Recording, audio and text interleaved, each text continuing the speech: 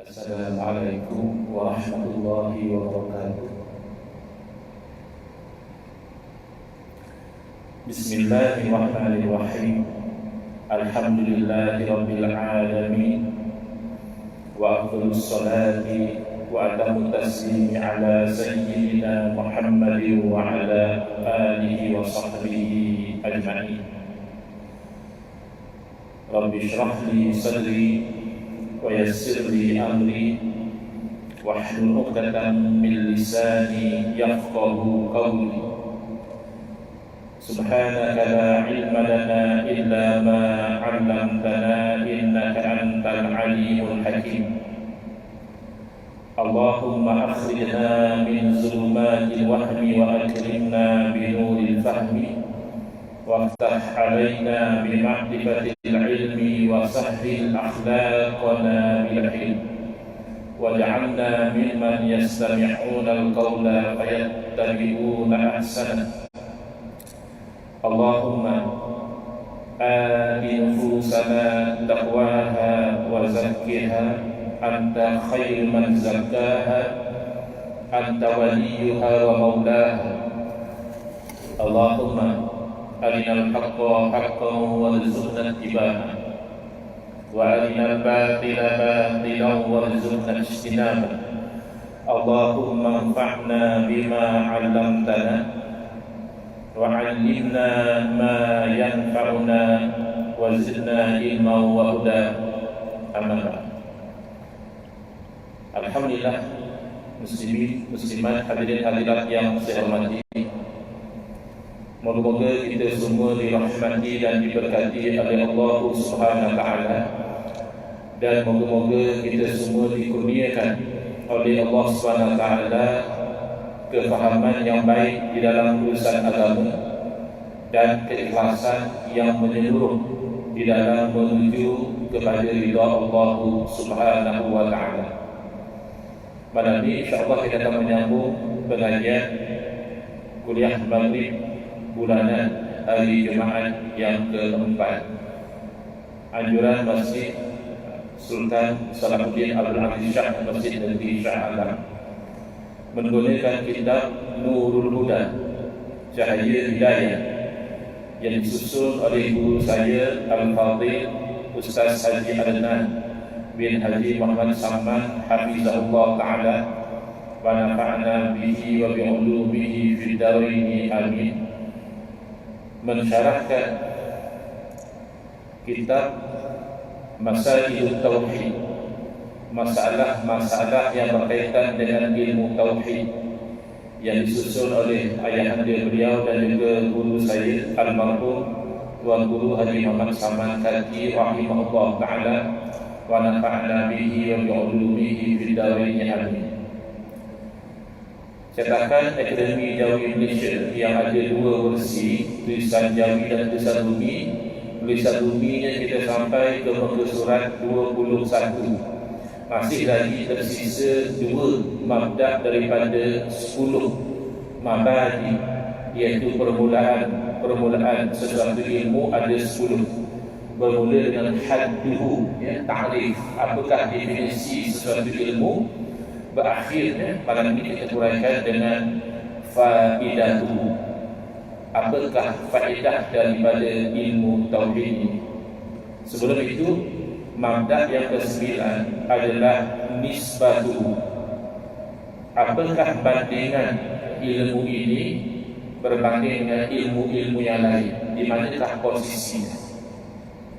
Jawapan, bandingan ilmu ini dengan ilmu yang lain adalah ilmu tauhid ini ialah semulia-mulia ilmu dan yang paling utama sekali, dan mahu, yakni hendaklah dituntut terlebih dahulu berbanding dengan ilmu-ilmu yang lain. Kenapa ilmu ini adalah semulia-mulia ilmu, sedangkan ilmu itu secara umumnya sudah mulia? Kerana keadaannya, yakni keadaan ilmu tauhid ini yang bergantung dengan zat Allah Subhanahu wa taala dan segala rasul alaihi wassalatu wassalam, Jadi subjek matter perbincangan ilmu sendiri adalah perbincangan yang mulia, mengkaji dan memahami tentang Allah Subhanahu wa taala dan tentang para rasul alaihi wassalatu wassalam. Soalan: apakah faedah daripada ilmu ini? Faedah itu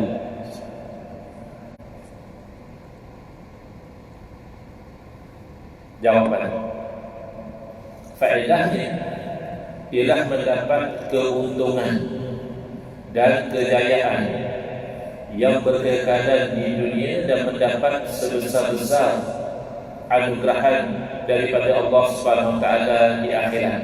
Apa dia? Yakni syurga, iaitu kampung atau negeri yang mempunyai nikmat yang berkekalan. Berbeza dengan di dunia ini, walaupun kita dikurniakan dengan pelbagai nikmat, nikmat wujud, nikmat hidup, nikmat anggota badan, dan besarnya nikmat iman dan Islam, ya. Tetapi dunia ini sifatnya sementara, dia akan berlalu.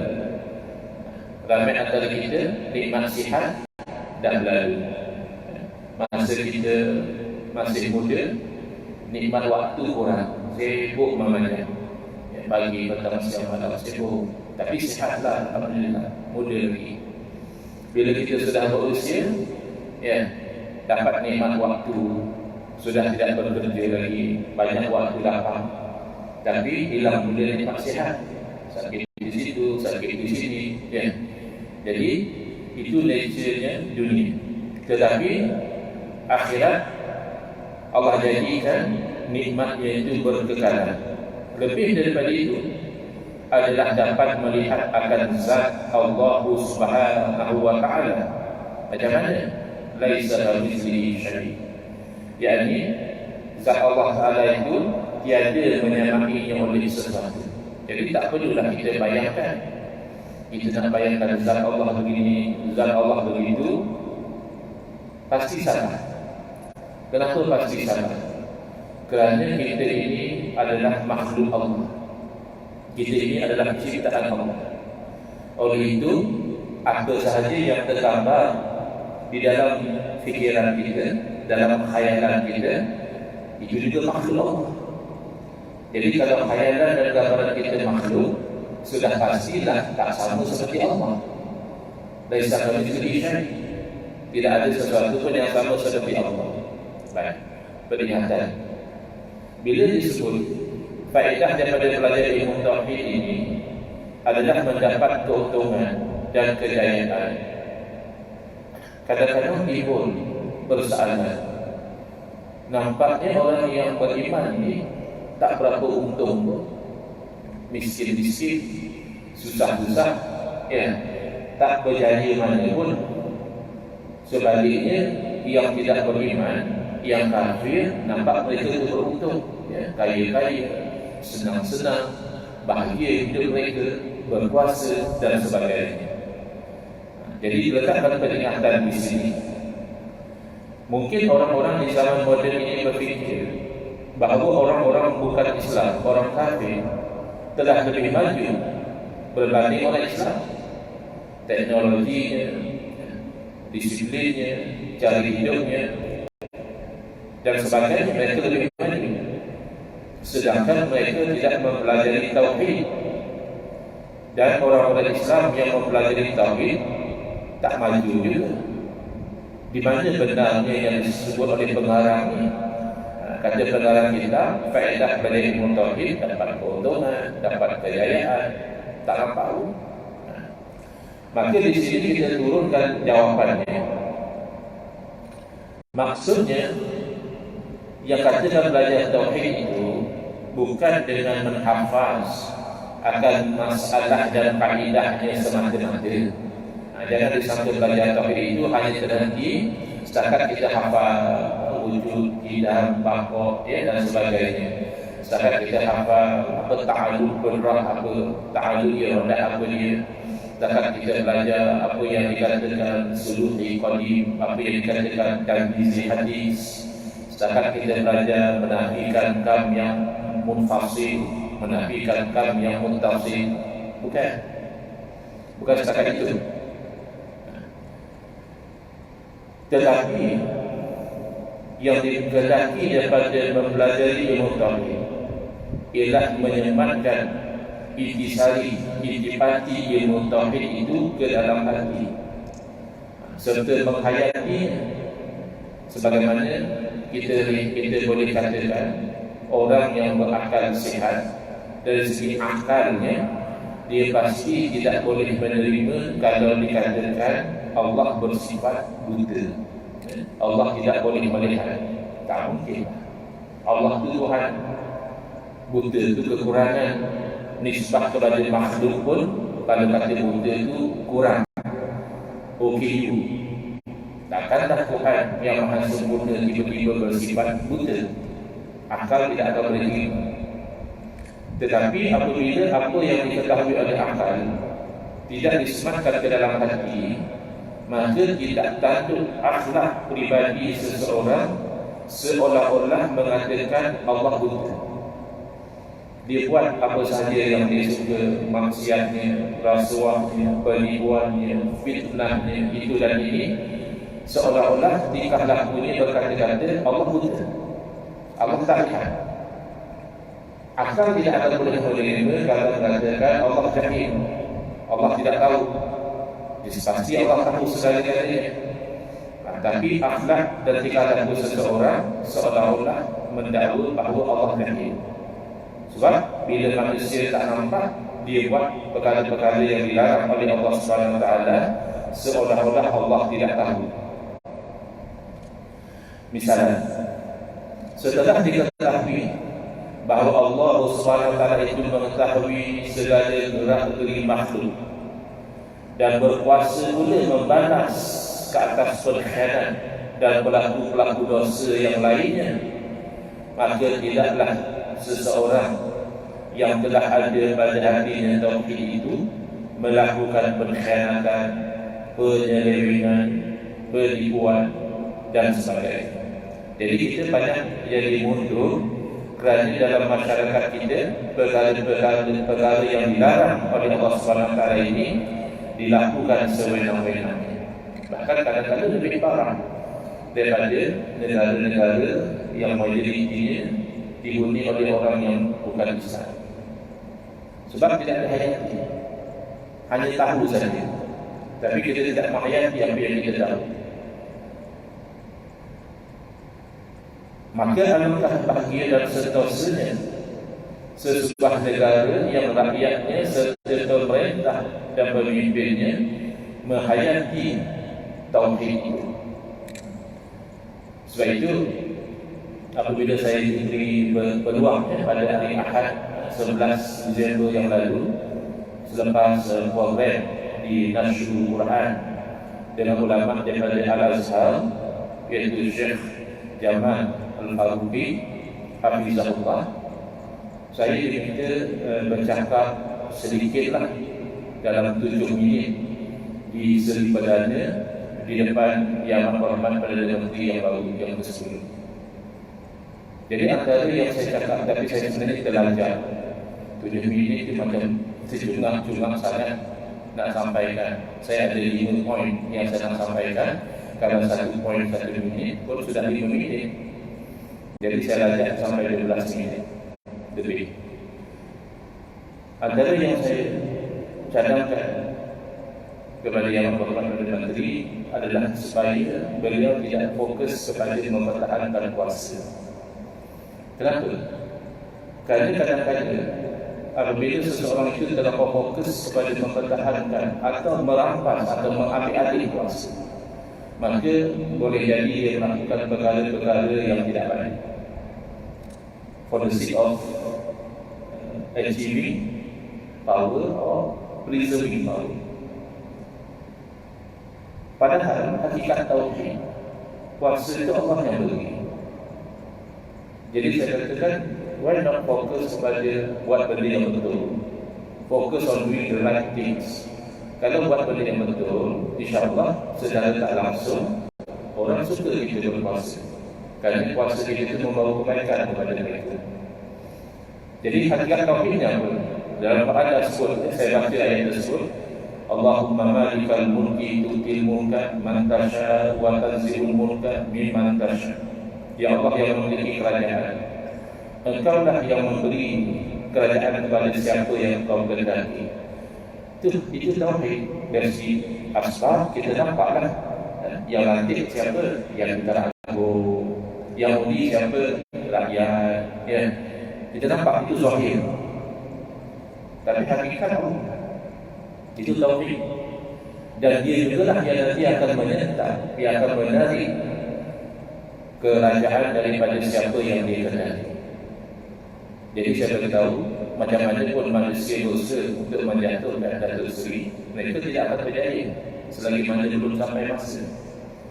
Dan sebagaimana pun manusia berusaha untuk mempertahankan Datuk Seri pada kedudukan yang ada sekarang ini, pun mereka tidak akan berjaya kalau masanya sudah sampai. Dia yang mengangkat Datuk Seri pada kedudukan ini, dia juga yang akan mengalihkan Datuk Seri pada kedudukan tersebut.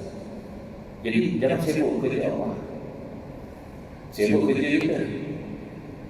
Naik jadi pemimpin bukan kosong, ada amanah. Bahkan saya beritahu bahawa yang normal adalah bila dapat sesuatu jawatan, itu akan bertukar menjadi kehinaan dan juga penyesalan pada hari kiamat. Itu yang normal. Mana ustaz tahu? Rasulullah SAW beritahu. Apabila Sayyidina Abu Zar Al-Ghifari radhiyallahu anhu bertanya pada Nabi SAW, Ya Rasulullah, ala tastahmiluni? Wahai Rasulullah, tidak mahukah baginda menanti saya melakukan sesuatu tugas? Nabi SAW tepuk bahu Sayyidina Abu Zar dan beritahu secara terus terang, innaka dhaif. Kamu bukan orang yang tak bagus, kamu orang yang baik, kamu orang yang saleh, tapi innaka dhaif, sesungguhnya kamu itu lemah, kamu tak mampu menanggung tugas ini. Wa innaha khizyun wa nadamatun yaumal qiyamah, dan sesungguhnya jawatan yang kamu minta ini akan merupakan kehinaan dan penyesalan pada hari kiamat. Illa, kecuali itu saya beritahu, yang siapa dapat jawatan dia akan menyesal, siapa dapat jawatan dia akan jadi hina. Illa, kecuali man akhazaha bihaqqiha wa adda ma alaihi fiha, kecuali orang yang mengambil amanah kepimpinan itu, tanggungjawab itu dengan haknya, dan dia menunaikan apa yang tertanggung di atasnya pada amanah tersebut. Orang ini yang terselamat daripada kehinaan, orang ini yang terselamat daripada penyesalan. Jadi bayangkan, kalau setiap orang ada tauhid sedemikian, dia faham bahawa Allah sedang menghitung tingkah laku, dia faham bahawa Allah Ta'ala akan menjawabkan dia pada hari kiamat, kan? Elok, kan jadi aman, jadi sentosa, bukan saja rakyat, bahkan negara. Maka ditulis di sini, alangkah bahagia dan sentosanya sesebuah negara yang rakyatnya serta pemerintah dan pemimpinnya menghayati tauhid, bukan tahu. Tahu dan muslim pun tahu, orientalis lebih tahu lagi, mereka lebih mengkaji lagi. Tapi penghayatan itu yang membezakan sama ada seseorang itu merasai faedah daripada ilmu tauhid ataupun tidak.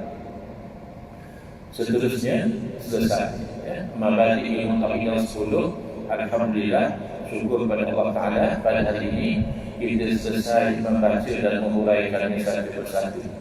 Jadi kita pergi next kepada bab yang baru, masail ilmi tauhid, masalah ilmu tauhid. Masalah di sini ambil original dari bahasa Arab. Masalah dalam bahasa Melayu maknanya problem. Kenapa nampak termenunggu ibadah masalah? Bukan itu.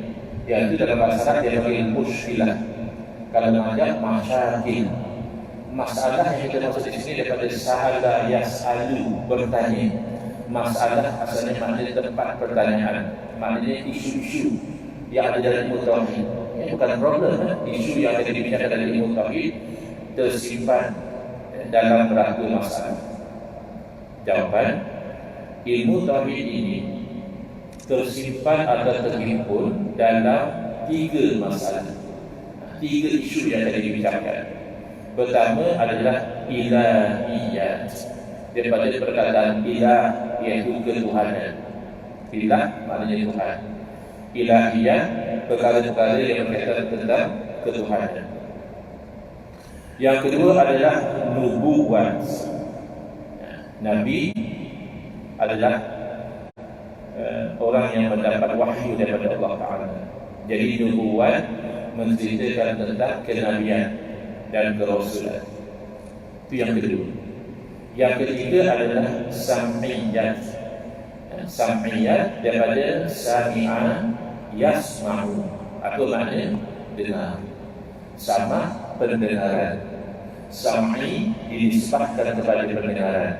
Sam'iyat dalam konteks ini bermakna perkara-perkara yang kita yakini, yang kita imani semata-mata kerana didengari perkhabarannya daripada Rasulullah sallallahu alaihi wasallam. Nak fikir dengan akal tak tercapai. Nak fikir dengan akal adanya syurga, adanya neraka, adanya sirat, adanya mizan, adanya al-kautsar, adanya malaikat. Ini semua akal tidak boleh fikir. Kadang-kadang akal mengatakan, ya mungkinlah ada syurga, mungkinlah ada neraka, mungkinlah ada malaikat, mungkin, harus. Itu dia akal. Tetapi dia sudah move, dia sudah bergerak daripada level mungkin kepada pasti ada syurga, pasti ada neraka, pasti ada malaikat. Kenapa? Kerana diberitahu oleh Rasulullah sallallahu alaihi wasallam. Perkabaran itu didengar daripada Nabi. Sebab itu dipanggil sami. Ada kalanya disebut al-ghaibiyat, perkara-perkara yang ghaib, yang kita tidak nampak dan kita tidak boleh fikir. Adapun zat Allah Ta'ala, sifat Allah Ta'ala, kita tak boleh nampak, tapi sifat Allah itu kita boleh fikir. Bila kita tengok kepada diri kita, ada masa dahulu tak wujud, sekarang wujud. Kita lihat pada diri kita, ada organ-organ yang kita tak pernah ciptakan, ada fungsi-fungsi yang kita tidak pernah aturkan, dan ada juga masalah-masalah yang kita kalau boleh tak nak berlaku, tapi berlaku. Maka kita tahu ada yang mentadbir, ada yang menciptakan, ada yang menyusun. Jadi akal masih boleh berfikir tentang ilahiyat. Tetapi kalau samiyah, tidak. Hanya kita beriman kerana didengari perkhabarannya daripada Rasulullah SAW, seperti as-sirat, syurga, neraka dan sebagainya. Dalam masalah dan isu dalam ilmu tauhid, mengikut pengajian sifat sebelum ini terbagi kepada 3. Pertama ilahiyat, yang kedua adalah nubuwat, yang ketiga adalah sam'iyat. Beza tadi 3 kursi satu lagi, kursi al-iman bil Taimiyah yang diikuti oleh golongan Wahabi, itu adalah tauhid rububiyah, uluhiyah, tauhid asma'i wa sifat. 3 juga pembagian dia, tapi lain uraian dan lain pembawaan. Baik, soalan, yang mana masalah ilahiyat, yang mana masalah nubuwat, dan yang mana yang dikatakan masalah samiyah. Jadi tadi hanya sebut saja. Sekarang kita nak secara perinci satu persatu daripada dalil-dalil ini. Baik.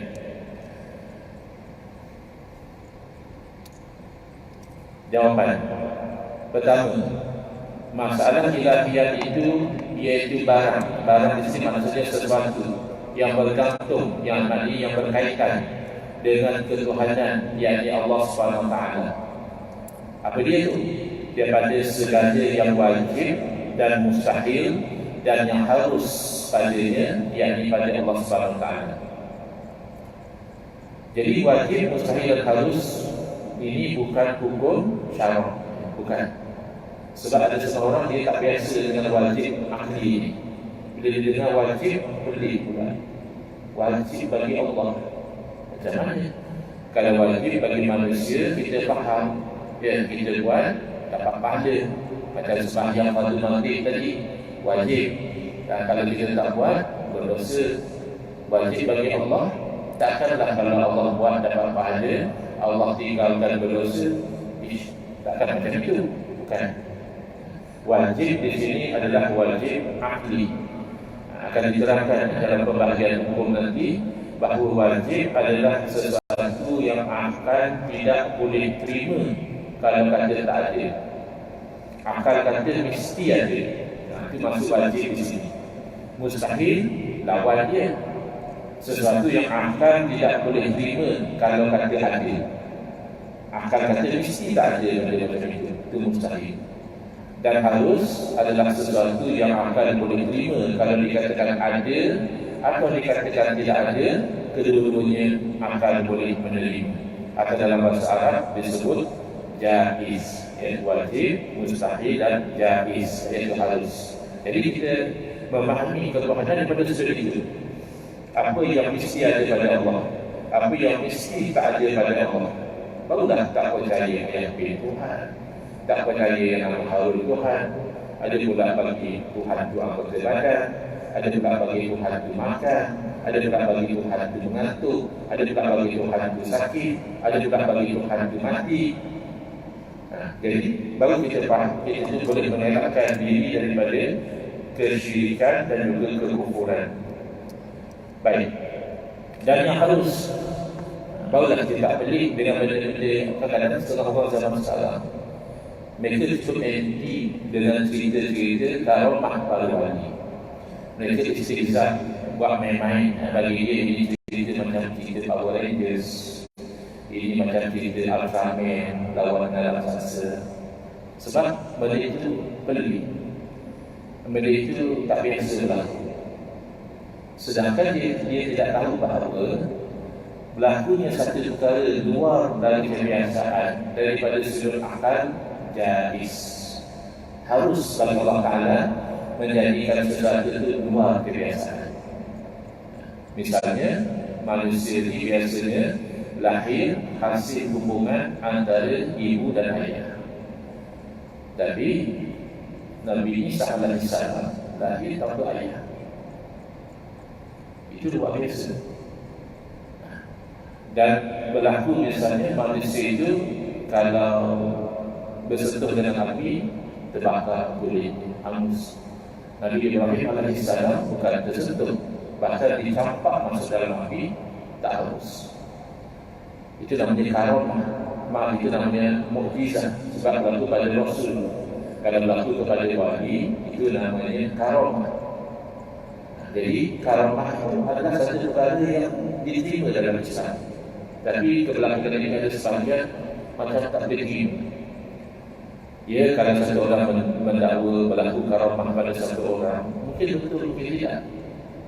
Lihat kepada kualiti orang yang mendakwa, berdusakah, berbohongkah, benarkah, amanahkah.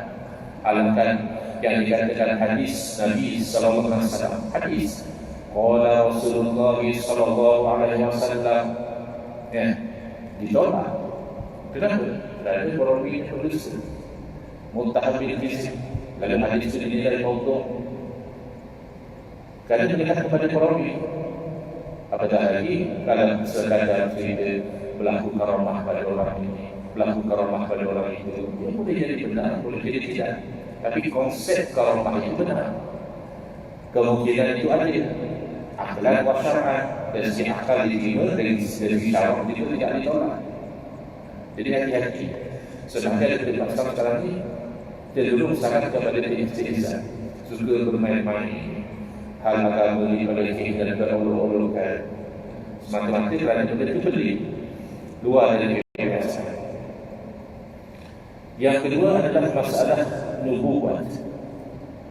Isyak kita itu kurang ke? 85 betul.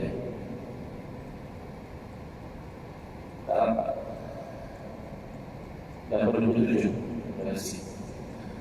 Soalnya kita tinggal handphone pun, kalau tak sebelum cek dalam handphone 87 okey. Yang kedua adalah nubuwat, iaitu perkara-perkara yang bersangkutan, yakni berkaitan dengan nabi-nabinya. Kalau disebut dalam bahasa Arab, Anbiya. Anbiya itu plural, satu nabi, ramai Anbiya. Iaitu segala yang wajib dan mustahil serta yang harus pada hak dan keituhanan Sallallahu Alaihi Wasallam. Jadi ini boleh membentuk kita daripada percaya kepada dakwaan-dakwaan kononnya ni Nabi Melayu, ni Rasul perempuan, ni ini dakwaan-dakwaan yang mengaku Nabi. Kerana Nabi itu pertama sudah tidak ada lagi Nabi sebab Nabi Muhammad Sallallahu Alaihi Wasallam. Itu yang kata Nabi Khidir masih hidup tu. Jangan dengar. Nabi Khidir bukan Nabi sebab Nabi Muhammad SAW. Nabi Khidir sebelum daripada Nabi Muhammad SAW. Zaman Nabi Musa pun sudah ada Nabi Khidir AS. Cuma yang khilaf di kalangan ulama, Nabi Khidir ini masih hidupkah atau telah wafat? Kenapa khilaf? Ada dalil tak jelas. Kalau Nabi Isa AS, kan kita semua percaya Nabi Isa AS masih hidup dan nanti sebelum kiamat akan turun melawan Dajjal. Adakah Nabi Isa Nabi sebab Nabi Muhammad sehingga menafikan bahawa Nabi Muhammad SAW adalah khatamul anbiya, penentu kepada Nabi Isa? Nabi Isa dahulu lagi, tapi dipanjangkan umur oleh Allah Subhanahu Wa Taala. Bukan berarti Nabi Isa adalah Nabi sebab Nabi Muhammad, tak betul. Jadi begitulah dengan Nabi Karim AS. Cuma bezanya Pak Nabi Isa AS itu jelas, Islam jelas bahawa bagi dia masih hidup. Tapi Pak Nabi Karim AS di kalangan para ulama sendiri mereka khilaf. Ada yang mengatakan telah wafat, ada yang mengatakan masih hidup. Benda khilaf tak boleh kita nak perlu-perlukan, nak memitos-mitoskan oh ini ada mitos dan sebagainya. Kan benda khilaf, kata khilaf. Soal kamu nak percaya kepada pandangan ulama yang mana terpulang. Tapi tidak betul kalau sebagai memitoskan perkara yang ulama ada sandaran dan dalil dalam berpandangan.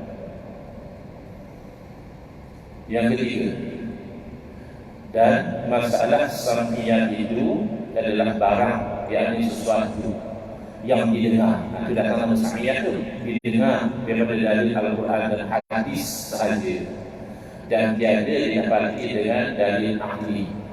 Itu yang membezakan. Padahal kalau kita ilahiyat pun ada dalam Quran hadis, nubuat pun ada dalam Quran hadis. Kenapa yang ini sam'iyah? Kerana ilahiyat dan juga nubuat masih boleh didapati dengan jalan akal. Kalau ilahiyat dengan jalan akal masih boleh difahami. Kalau nubuat selain daripada akal juga boleh dipahami secara hissi. Yang hidup zaman Nabi boleh lihat Nabi, boleh dengar Nabi bercakap, boleh lihat mukjizat Nabi. Tapi kalau sam'iyah tidak. Sam'iyah dengan akal pun kita tidak boleh berfikir, dengan mata kepala pun kita tak boleh nampak. Kalau kita mencari ada seksa kubur, so kita pasang video, nak tengok betul ke ada malaikat datang, tak nampak. Itu bukan alam yang kita boleh lihat dengan mata kepala. Begitu. Dan tiada didapati dengan dalil ahli. Misalnya seperti bangkit daripada kubur sesudah mati. Sebab itu ada orang tak percaya. Kalau boleh nampak ada orang bangkit lepas mati, senang orang percaya. Tapi sebab tak nampak.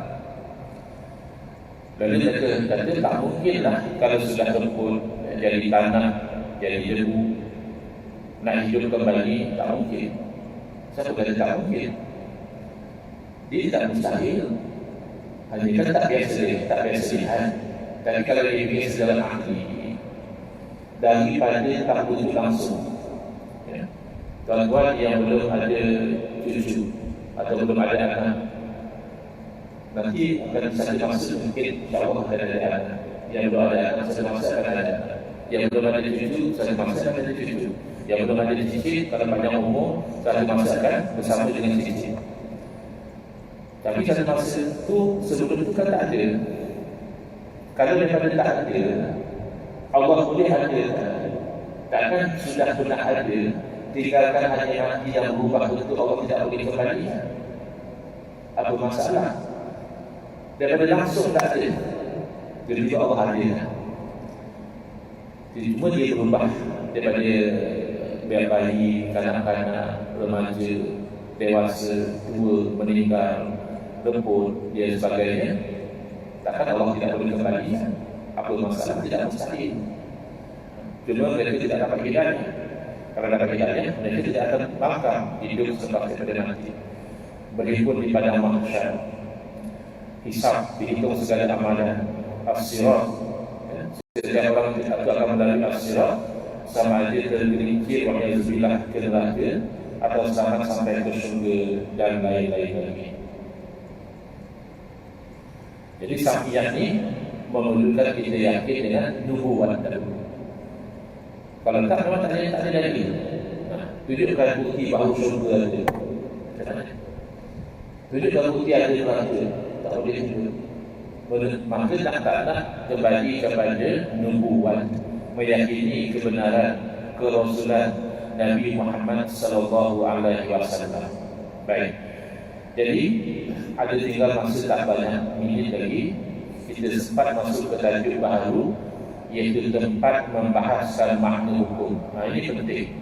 Kerana saya dapati di zaman kita sekarang, ramai ahli masyarakat hanya tahu hukum syara. Apa hukum wajib, sunat, harus, makruh, haram. Hukum akad agak tak apa jelas. Hukum adat itu sendiri mereka tak faham. Apa maksud hukum adat? Dia ingat adat Melayu, adat Cina, adat India, adat Pemantik, adat Temenggung. Bukannya itu. Maka ini kepentingan. Soalan, apa makna hukum? Dan sebutkan segala bahagiannya. Dan ada lampu merah. Maknanya dah lagi 2 minit ada alasannya. Jadi saya akan beri taklif saja, huraian insyaAllah tahun depan. Tahun ini taklif saja. Apa taklif hukum? Adalah menetapkan atau menafikan. Itu je. Isbatul amri au nafyu. Contoh, kita kata ada kuliah malam ini. Hukum mana tu? Dari segi bahasa dia panggil hukum. Sebab kita menetapkan kata ada. Atau kita katakan tak, kuliah dibatalkan. Tak ada. Itu juga namanya hukum. Menetapkan sesuatu atau menafikan itu namanya hukum. Dan menetapkan atau menafikan itu salah satu dari 3. Apa dia? InsyaAllah ada tahun hadapan. Wallah. Bismillahirrahmanirrahim. Alhamdulillahirabbil alamin. Wassalatu wassalamu ala asyrafil anbiya'i wal mursalin wa ala alihi wa sahbihi ajma'in. Allahumma shrah sudurana wa ahsin akhlaqana wa ahsin fujurana wa nawwir qulubana bi nuri hidayatika kama taqabbal min syamsika abadan bi rahmatika ya arhamar rahimin. Walhamdulillahirabbil alamin. Amin ya rabbal alamin. Wal afwu minkum.